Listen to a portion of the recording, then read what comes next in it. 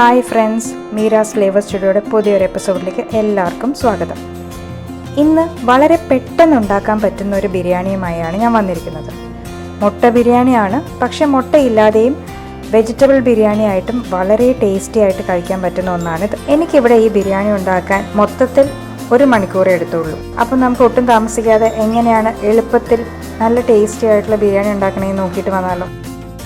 അതിനായിട്ട് ഞാനിവിടെ 1 glass basmati rice നന്നായിട്ട് കഴുകിയ ശേഷം ഒരു 20 മിനിറ്റ് എങ്കിലും ഇതുപോലെ വെള്ളത്തിൽ കുതിർത്തിടണം. ഏറ്റവും ആദ്യം നമുക്ക് റൈസ് റെഡിയാക്കിയെടുക്കാം. അതിനായിട്ട് മീഡിയം ഫ്ലെയിമിൽ ചൂടാക്കിയ കുക്കറിലേക്ക് 2 ടീസ്പൂൺ നെയ്യ് ചേർക്കാം. നെയ്യ് ഇഷ്ടമല്ലാത്തവർക്ക് എണ്ണ വേണമെങ്കിലും ചേർക്കാം. നെയ്യ് ചൂടാകുമ്പോൾ അതിലേക്ക് കുറച്ച് സ്പൈസസ് ചേർക്കണം. സ്പൈസസ് ആയിട്ട് ഞാനിവിടെ യൂസ് ചെയ്തിരിക്കുന്നത് 2 ബേ ലീഫ്, ഒരു 4 ഗ്രാമ്പു, ചെറിയ കഷ്ണം കറുവപ്പട്ട, ചെറിയൊരു തക്കോലത്തിൻ്റെ കഷ്ണം, പിന്നെ 3 ഏലക്ക ചതച്ചതാണ്. നിങ്ങൾക്ക് ഇഷ്ടമനുസരിച്ച് നിങ്ങളുടെ ടേസ്റ്റിനനുസരിച്ച് അങ്ങോട്ടും ഇങ്ങോട്ടും സ്പൈസസ് മാറ്റാവുന്നതാണ്. സ്പൈസസ് ഒന്ന് മൂത്ത് കഴിയുമ്പോൾ അതിലേക്ക് നമ്മൾ നേരത്തെ കുതിർത്തിട്ട ബസ്മതി റൈസ് വെള്ളം മുഴുവനും അരിച്ച ശേഷം ഇതിലേക്ക് ചേർക്കണം. അരി മുഴുവനും ചേർത്ത ശേഷം ഇതിലേക്ക് 1.5 ഗ്ലാസ് തിളപ്പിച്ച വെള്ളം ഒഴിക്കണം. 1 ഗ്ലാസ് അരിയാണ് ഞാനിവിടെ എടുത്തിരിക്കുന്നത്. 1 ഗ്ലാസ് അരിക്ക് 1.5 ഗ്ലാസ് വെള്ളം, അതാണ് കണക്ക്. അതിനുശേഷം ഈ അരിക്ക് ആവശ്യമുള്ള ഉപ്പ് ചേർക്കണം. ഈ വെള്ളത്തിൽ ഉപ്പിൻ്റെ അളവ് കുറച്ച് കൂടുതലായിട്ട് തോന്നും, അതാണ് കറക്റ്റ്. ഇനി കുറച്ച് നാരങ്ങ ഒന്ന് പിഴിയണം, ഏകദേശം 1 ടീസ്പൂൺ. നാരങ്ങ പിഴിയുന്നത് അരി സോഫ്റ്റ് ആവാനും അതുപോലെ അരി ഒട്ടിപ്പിടിച്ചിരിക്കാതിരിക്കാനും വേണ്ടിയാണ്. അതിനുശേഷം ഹൈ ഫ്ലെയിമിലാക്കിയിട്ട് ഒന്ന് തിളയ്ക്കുന്നത് വരെ വെയിറ്റ് ചെയ്യാം. വെള്ളം തിളയ്ക്കാൻ തുടങ്ങുമ്പോൾ കുക്കർ അടച്ചു വെച്ചിട്ട് മീഡിയം ടു ലോ ഫ്ലെയിമിലേക്ക് മാറ്റും. ഇവിടെ നമ്മൾ കുക്കറിന് വെയിറ്റ് വെക്കുന്നില്ല. മീഡിയം ടു ലോ ഫ്ലെയിമിൽ വെച്ച ശേഷം 7 മിനിറ്റ് കുക്കറിൽ കൂടി ആവി പോവും. അതിനുശേഷം നമ്മൾ ഫ്ലെയിം ഓഫ് ആക്കിയിട്ട് 15 മിനിറ്റ് വരെ കുക്കർ റെസ്റ്റ് ചെയ്യാൻ വെക്കണം. റൈസ് ഒന്ന് റെഡിയാവുന്ന സമയത്തേക്ക് നമുക്ക് എഗ് മസാല റെഡിയാക്കാം. അതിനായിട്ട് 2 മീഡിയം സൈസ്ഡ് സവാള ഞാനിവിടെ വളരെ തിന്നായിട്ട് സ്ലൈസ് ചെയ്ത് വെച്ചിട്ടുണ്ട്. ചൂടായ ഒരു പാനിലേക്ക് 2 ടേബിൾ സ്പൂൺ ഓയിൽ ഒഴിക്കാം. നിങ്ങൾക്ക് ഏതെങ്കിലും റിഫൈൻഡ് ഓയിൽ യൂസ് ചെയ്യാം. ഞാനിവിടെ സൺഫ്ലവർ ഓയിലാണ് യൂസ് ചെയ്യുന്നത്. ഓയിൽ ഒന്ന് ചൂടാകുമ്പോഴേക്കും അരിഞ്ഞു വെച്ചിരിക്കുന്ന സവാള ചേർത്ത് നന്നായിട്ട് വേവിക്കണം. സവാളയ്ക്ക് ആവശ്യത്തിന് ഉപ്പ് ചേർക്കാം, അപ്പോൾ പെട്ടെന്ന് വെന്ത് കിട്ടും.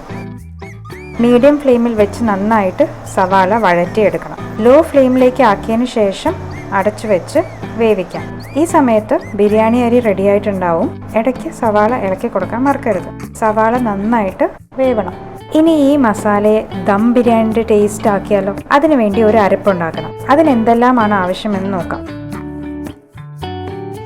2 ടേബിൾ സ്പൂൺ തേങ്ങ ചിരകിയത്, 1 ടീസ്പൂൺ കരിഞ്ജീരകം, 2-3 അല്ലി വെളുത്തുള്ളി, ചെറിയൊരു കഷ്ണം ഇഞ്ചി. ഇഞ്ചിയുടെ അളവ് വെളുത്തുള്ളിയേക്കാളും കുറവായിരിക്കണം. ഒരു 3-4 നല്ല എരിവുള്ള പച്ചമുളക്, കുറച്ച് പുതിനയില, കുറച്ച് മല്ലിയില, 1 തക്കാളി ചെറുതായിട്ട് അരിഞ്ഞത്. ഇത്രയും നല്ല പേസ്റ്റ് പോലെ അരച്ചിട്ട് വരാം. ഈ സമയം സവാള നന്നായിട്ട് വെന്തിട്ടുണ്ട്. ഇത്രയും വെന്ത് കഴിയുമ്പോൾ ഇനി ഇതിലേക്ക് നമ്മൾ അരച്ചു വെച്ച അരപ്പ് ചേർക്കാം.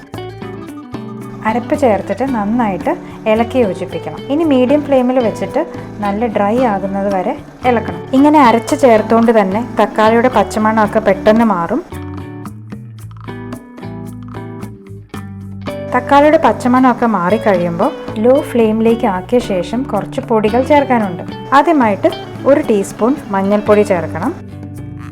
അതിനുശേഷം 1 ടീസ്പൂൺ മല്ലിപ്പൊടി, 2 teaspoon biryani masala, 1 teaspoon egg masala.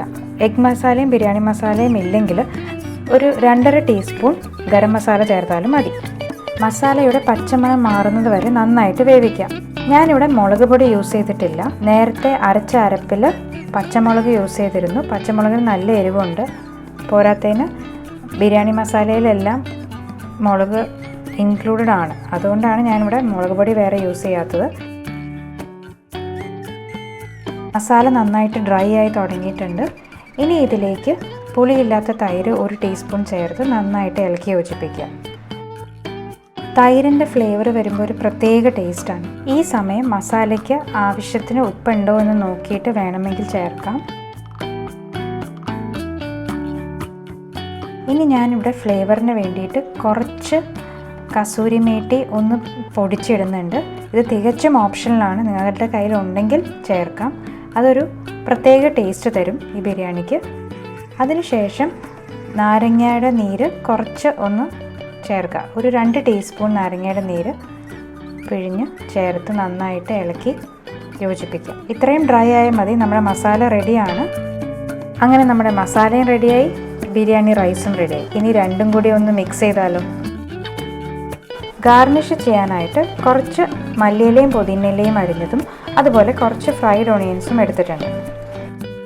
ഇനി കുക്കർ തുറന്നിട്ട് ഒരു ഫോർക്ക് ഉപയോഗിച്ച് റൈസ് പതുക്കെ മാറ്റി നമ്മുടെ മസാലയിലേക്ക് ചേർത്ത് ഇളക്കാൻ പോവുകയാണ്. അതിന് മുന്നേ ഈ സ്പൈസസ് കടിക്കുന്നത് ഇഷ്ടമല്ലെങ്കിൽ ഈ സമയത്ത് നിങ്ങൾക്ക് എടുത്ത് മാറ്റാവുന്നതാണ്. മസാല ഉണ്ടാക്കി വെച്ച അതേ പാനിലാണ് ഞാനിവിടെ ഫൈനലായിട്ട് ബിരിയാണി സെറ്റ് ചെയ്യാൻ പോകുന്നത്.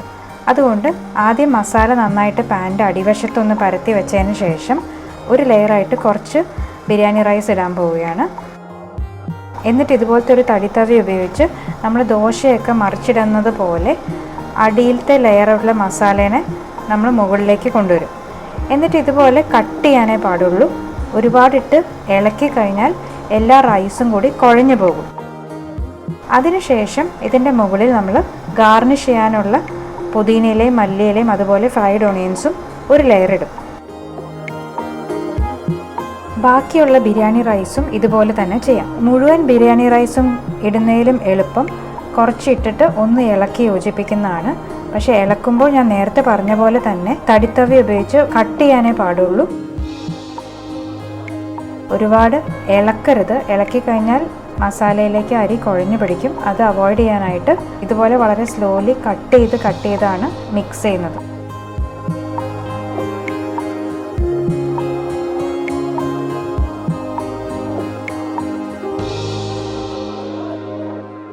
മസാല ബിരിയാണി റൈസിൽ മിക്സ് ചെയ്തതിന് ശേഷം ഫൈനൽ ലെയർ ഗാർണിഷ് ചെയ്യുന്നതോടൊപ്പം തന്നെ നമ്മൾ പുഴുങ്ങി വെച്ചിരിക്കുന്ന മുട്ട പ്ലേസ് ചെയ്തിട്ട് ഒരു 5 മിനിറ്റ് ലോ ഫ്ലെയിമിൽ അടച്ചു വെച്ചതിന് ശേഷം സെർവ് ചെയ്യാം.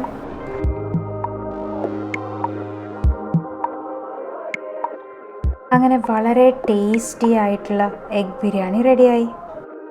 മടി പിടിച്ചൊക്കെ ഇരിക്കുന്ന ഒരു ദിവസം പെട്ടെന്ന് ലഞ്ച് ഉണ്ടാക്കണമെങ്കിൽ ഈ റെസിപ്പി തീർച്ചയായിട്ടും ട്രൈ ചെയ്ത് നോക്കണം. ഈ ബിരിയാണിയുടെ റെസിപ്പി നിങ്ങൾക്ക് ഇഷ്ടമായെങ്കിൽ ഒന്ന് ലൈക്ക് ചെയ്തിട്ട് നിങ്ങളുടെ ഫ്രണ്ട്സിനും ഫാമിലിക്കും ഒന്ന് ഷെയർ ചെയ്ത് കൊടുക്കണേ.